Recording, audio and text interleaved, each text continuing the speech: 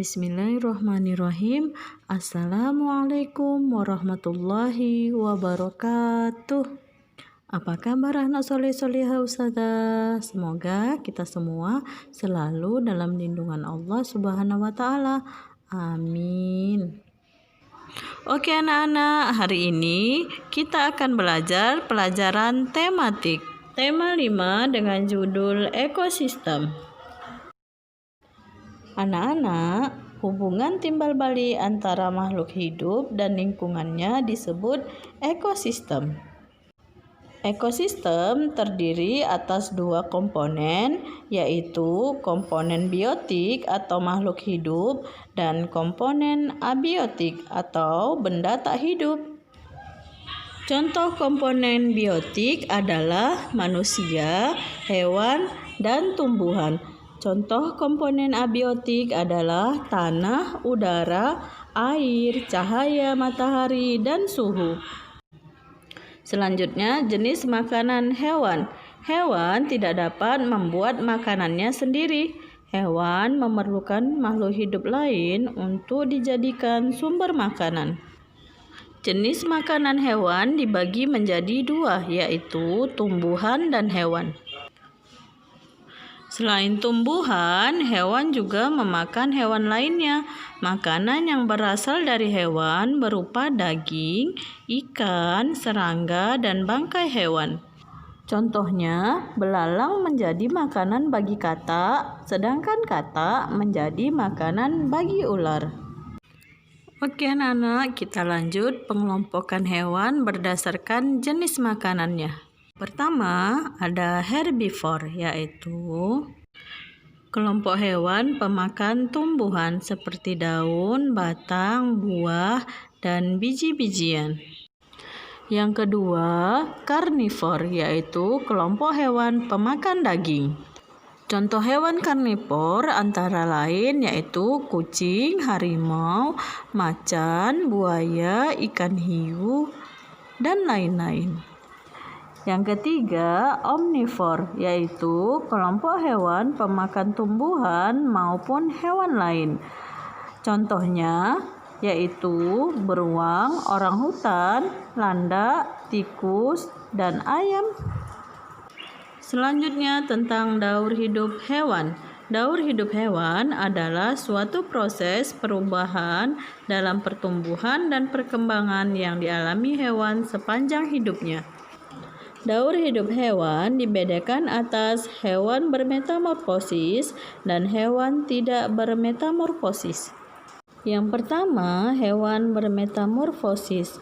Metamorfosis adalah perubahan bentuk tubuh hewan.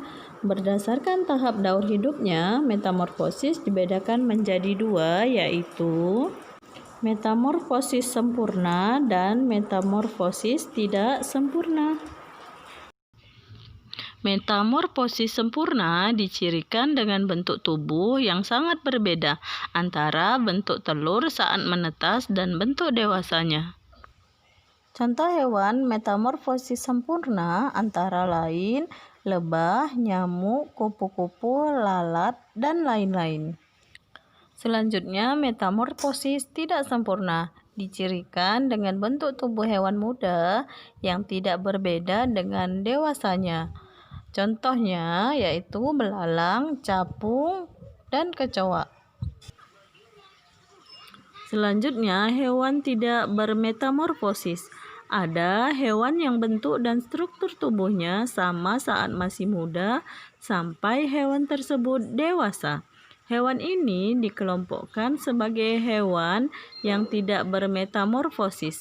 Contohnya kucing, ayam, ikan, dan kadal. Oke, kita lanjut tentang rantai makanan. Rantai makanan adalah rangkaian peristiwa makan dan dimakan antara makhluk hidup untuk kelangsungan hidupnya. Secara umum, terdapat 3 peran makhluk hidup di dalam rantai makanan, yaitu produsen, konsumen, dan pengurai. Yang pertama, produsen. Produsen adalah makhluk hidup yang dapat membuat makanannya sendiri melalui fotosintesis. Produsen mampu mengubah energi dari cahaya matahari menjadi energi kimia. Yang selanjutnya, konsumen. Konsumen adalah makhluk hidup yang tidak dapat membuat makanannya sendiri sehingga mendapatkan energi dari makhluk hidup lain. Yang selanjutnya, pengurai. Pengurai adalah makhluk hidup yang mengurai sisa-sisa tubuh makhluk hidup lain yang telah mati. Pengurai tersebut menghasilkan zat-zat kimia dan nutrisi yang dibutuhkan produsen. Contoh pengurai antara lain cacing tanah, jamur, dan bakteri. Kita lanjut, hubungan makhluk hidup dalam ekosistem. Semua makhluk hidup yang tinggal di suatu ekosistem saling membutuhkan satu sama lain. Makhluk hidup saling berinteraksi untuk mempertahankan hidupnya. Interaksi antara makhluk hidup dalam ekosistem dapat berupa simbiosis.